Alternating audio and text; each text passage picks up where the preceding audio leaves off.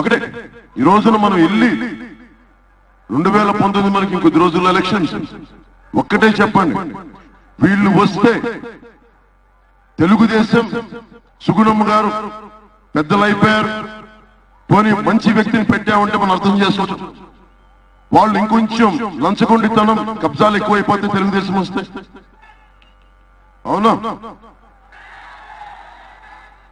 పోనీ కరుణాకర్ గారి అద్భుతం జరుగుద్దా అంటే, ఏడుకొండల వెంకటేశ్వరుడికే విలువ ఇవ్వని వ్యక్తి టిటిడి చైర్మన్ గా చేసి నగలు ఎన్నిపోయినాయి ఎవరికి తెలియదు, ఆయనకి తెలియదు. పోనీ జగన్మోహన్ రెడ్డి గారికి బెహన్జీ మాయావతి గారి గొప్పదనం గురించి చెప్తాను. భారతీయ జనతా పార్టీ నాయకులు హిందుత్వానికి మేమే ప్రతినిధుల్లా చెప్పుకుంటారు. మేమందరం హిందువులం కాదు, మేమందరం భగవంతులం. మీరు దిగొచ్చారా? బెహన్జీ మాయావతి గారి అడ్మినిస్ట్రేషన్ ఎంత అద్భుతంగా ఉంటుందంటే, బృందావనాన్ని ఈ రోజున అద్భుతంగా తీర్చిదిద్దింది భారతీయ జనతా పార్టీ నాయకులు కాదు, బెహన్జీ మాయావతి గారు. చూడటానికి, యాత్రికులు అందంగా వెళ్ళడానికి, పరిసరాలు శుభ్రంగా చేసి వీళ్ళు ఎంతసేపు గొడవ పెట్టుకోవడానికి మీద దృష్టిలో ఉంటారు తప్ప నిజంగా భగవంతుడు అద్భుతంగా అందరికీ అందంగా చేసి పెట్టారు బెహన్జీ మాయావతి గారు. ఆవిడ ఆశీస్సులు, ఆవిడ స్ఫూర్తి ఎలా ఉంటే, ఆవిడ అంత గౌరవం ఇస్తే జగన్మోహన్ రెడ్డి గారు లాంటి వ్యక్తులు తిరుపతికి వెళ్తే ఆయన చెప్పులు వేసుకుని వెళ్ళిపోతారు లోపలికి, ప్రోటోకాల్స్ పాటించరు. ఆయన దిగొచ్చారనుకుంటారు. ఈయన వెంకటేశ్వర ఎక్కువ, ఈయన అంబేద్కర్ గారి కంటే ఎక్కువ అనుకుంటాడు, ఈయన జాతీయ నాయకులు అందరికంటే ఈయన ఎక్కువ అనుకుంటారు. ఇది మారాలి, వీళ్ళ అహంకారం తగ్గాలి. వీళ్ళు చాలా మామూలు మనుషులని మనం చెప్పాలంటే వీళ్ళందరినీ, కరుణాకర్ రెడ్డి గారిని, వైసీపీని సమూలంగా ఓడించాలి. ఎందుకు ఓడించాలి అంటే, వీళ్ళని కానీ ఓడించకపోతే మామూలు మనుషుల్ని, కష్టం చేసుకున్న మనుషుల్ని ఒక్కరు వీళ్ళు బతుకునివ్వరు. వీళ్ళకి ఊడిగం చేస్తేనే మనం బతుకునిస్తారు. ఊడిగం చేయడానికి, భయపడటానికి మేము గత తరం కాదు, మేము కాంశీరామ్ గారి వారసులు, అంబేద్కర్ గారి స్ఫూర్తిని చెందిన సైనికులు.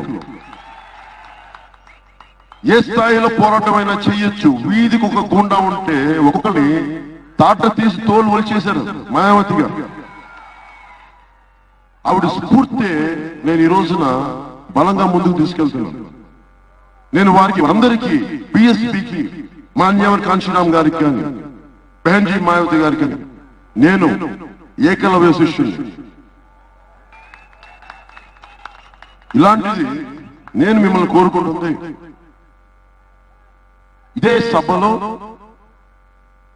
3 సంవత్సరాల క్రితం జన సైనికుల్ని, వినోద్ రాయల్ని కిరాతకంగా హత్య చేస్తే ఆ రోజున ఎందుకు బాధ చేసింది? చంపేశాడు, నిన్ను 100 ఏళ్ల బతుక బిడ్డ చచ్చిపోయాడు, చంపేశాడు అన్యాయంగా.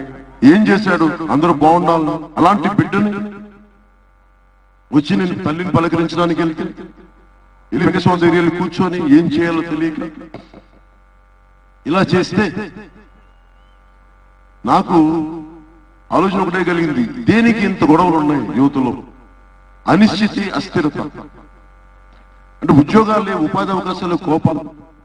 కొన్ని మనకి రాష్ట్రం విభజన జరిగిన తర్వాత ఇదే సభకు వచ్చి, ఇదే పార్లమెంట్ తిరుపతికి వచ్చి నేను కానీ, చంద్రబాబు నాయుడు గారు కానీ, మోదీ గారు కానీ ఇలాంటి సభలో కూర్చొని అందరం మాటిచ్చారు. పవన్ కళ్యాణ్ దేశభక్తుడు, పవన్ కళ్యాణ్ మేమే ఆశించాడు. అది మేము ఇలాంటి ఉన్న ఆంధ్ర రాష్ట్రానికి మేమందరం అండగా నిలబడతాం. చాలా పెద్ద గొంతుతోటి, భారీ మనసుతోటి మోదీ గారు ఏం చెప్పారు? మనకి 5 కాదు, మీకు 10 సంవత్సరాలు సాక్షాత్తు వెంకటేశ్వర సాక్షిగా చెప్పి తెలిపారు. అది ఆయన నమ్మే దైవాన్ని. మాట విలువ లేదు, చట్టసభల్లో ఉండే మాటకు దానికి ఒక శాంక్టిటీ, పవిత్రత లేదు. ఈయన్ని పోని వదిలేసి నేను చేయలేకపోయానని కూడా చెప్పారు. పోనీ తెలుగుదేశం చేస్తుందా అంటే, ఈ రోజున తెలుగుదేశం ధర్మ పోరాట దీక్షలు అంటారు. జగన్మోహన్ రెడ్డి గారు నిలిచానని చెప్పేసి ఓగా ఊగిపోతూ ఉంటారు. మీరు తెలుసు కదా ఇంతమంది ఉన్నారు. అసలు 3 సంవత్సరాల క్రితం స్పెషల్ కేటగిరీ స్టేటస్ ని బయటికి తీసుకొచ్చిన వాడు ఎవరండి? జనసేన కాదు, మనం కాదు. మనం గొంతుకి 2 రోజుల్లో భారతీయ జనతా పార్టీ నాయకులు <48 hours కూర్చోబెట్టి మనకి వెంటనే స్పెషల్ ప్యాకేజ్ ఉంటుంది. మళ్ళీ సంబంధం వీళ్ళేమో టీడీపీ తెలుసు కదా, ఈ పాచిపోయిన లడ్డు వాళ్ళకి ఆ పాచిపోయిన లడ్డు అంటే ఇష్టం వాళ్ళకి.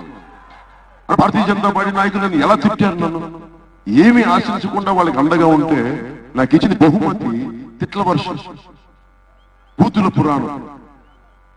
నేను మర్చిపోయిన భారతీయ జనతా పార్టీ నాయకులు మా తెలుగు ప్రజలకు చేసిన అవమానం కానీ, మా ఆంధ్రులకి చేసిన ద్రోహం కానీ మేము మర్చిపోయాం. మీరు మాట్లాడి ప్రజల్ని వివిధ రకాలుగా విభేదాలు క్రియేట్ చేసి మీరు ఇలా చేస్తే మేము మీ వల్ల పడం. మేము చాలా ఈ తరం, పాత తరం కాదు, సరికొత్త నవతరం, యువతరం, జన సైనికుల తరం, వీర మహిళల తరం. ఇది నేను కోరుకుంటుంది బలమైన మార్పు వచ్చే సమయం. బెహన్జీ మాయావతి గారు, నేను అడగలేదు యాక్చువల్గా, మేము ఏ నాయకులు కూడా నేను ఇప్పుడు స్పెషల్ కేటగిరీ స్టేటస్ గురించి అడగను, వాళ్ళ ఆలోచన ఏముంటుందో నాకు తెలియదు. బెహన్జీ మాయావతి గారు చాలా నేను బలమైన వరం ఇచ్చారు మనందరికి. నేను బహుజన్ మన ఈ రోజున ఎందుకు మన పార్లమెంట్ గెలవాలి అంటే, బహుజన సమాజ్ పార్టీ ఎందుకు గెలవాలి మన ఆంధ్రప్రదేశ్ లో అన్ని స్థానాల్లో అంటే, మాటలు తప్పిన మనుషులు. ఆవిడ ఒకటే మాట అంటారు, నేను చాలా తక్కువ మాట్లాడతాను, ఎక్కువ చేస్తాను. అందుకనే తక్కువ మాట ఎక్కువ చేయడం వల్లే 4 సార్లు ముఖ్యమంత్రి అయ్యారు. అత్యంత అధిక స్థానాలున్న ఉత్తరప్రదేశ్. ఇది ఆవిడ బెహన్జీ గారు మాట ఇస్తూ ఆంధ్రప్రదేశ్ లక్నోలో కలిసినప్పుడు ఆంధ్రప్రదేశ్ చాలా వెనకబడిపోయింది ఆర్థిక అభివృద్ధికి, ఆర్థిక పరంగా. ఏదో చెయ్యాలి మీకు అందరికీ ఉండాలని అంటే, నిన్న ప్రెస్ మీట్ లో మాట్లాడుతూ నేను చాలా ఆశ్చర్యపోయాను. యాక్చువల్ నేను బెహన్జీ మాయావతి గురించి నేను ఆశించలేదు. స్పెషల్ కేటగిరీ స్టేటస్ కోసం నేను నిలబడతాను, నేను చేయిస్తాను మీకు. అంత బలమైన మాట ఆవిడ. మనలాగా చంద్రబాబు లాగా 4కి 36 సార్లు అటు ఇటు తిప్పరు. చంద్రబాబు గారు మీరు ఫోటో ఆపర్చునిటీస్ దేనైనా వాడేసుకుంటారు.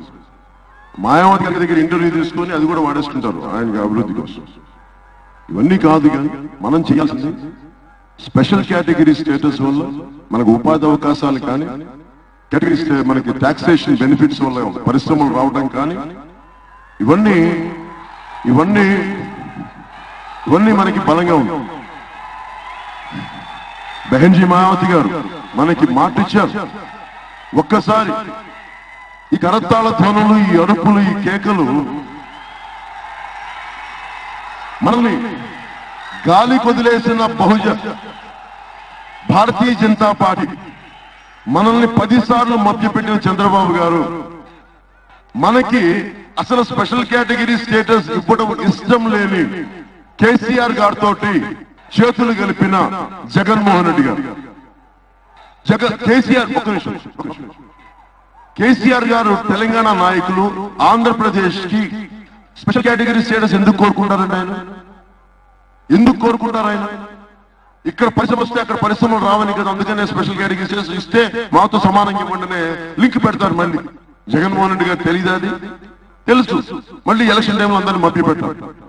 మనల్ని చీకొట్టి, మనం తిట్టి, మనం దూషించిన వ్యక్తులు మళ్ళీ వెళ్ళి వాళ్ళు కాపాడతారు. వీళ్ళెళ్ళి వాళ్ళు పడేసి బిస్కెట్లు తింటారు.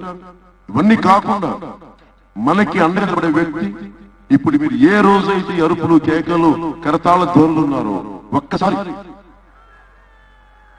నా మాతృమూర్తి అయిన బెహన్జీ మాయావతి గారికి స్పెషల్ కేటగిరీ స్టేటస్ కోసం అండగా ఉన్నాను ఒక మాట చెప్పినందుకు, వయాసిస్లో దాహం, ఎడారిలో దాహం లేక పెడిచెట్టుకుంటే ఒక వయాసిస్ కనిపిస్తే ఎలా ఉందో, మాకు ఆశం దేశం మొత్తం మీద వ్యవస్థ అగ్గిపోతానే ఒక నిరాశ నైరాశ్యం ఉన్నప్పుడు నాకు మాయావతి గారు ఇలాంటి ఒక ఆశ, దాహం తీర్చే వయాసిస్ గా కనిపించారు మన తెలుగు ప్రజలందరికీ, ఆంధ్ర ప్రజలందరికీ. అలాంటి బెహన్జీ మాయావతి గారికి మీరు మనస్ఫూర్తిగా మీరు కరతాళ ధ్వనులతోటి, అరుపులతోటి, కేకలతోటి బెహన్జీ మాయావతి గారికి మనం ఆనందాన్ని ప్రకటిస్తాం.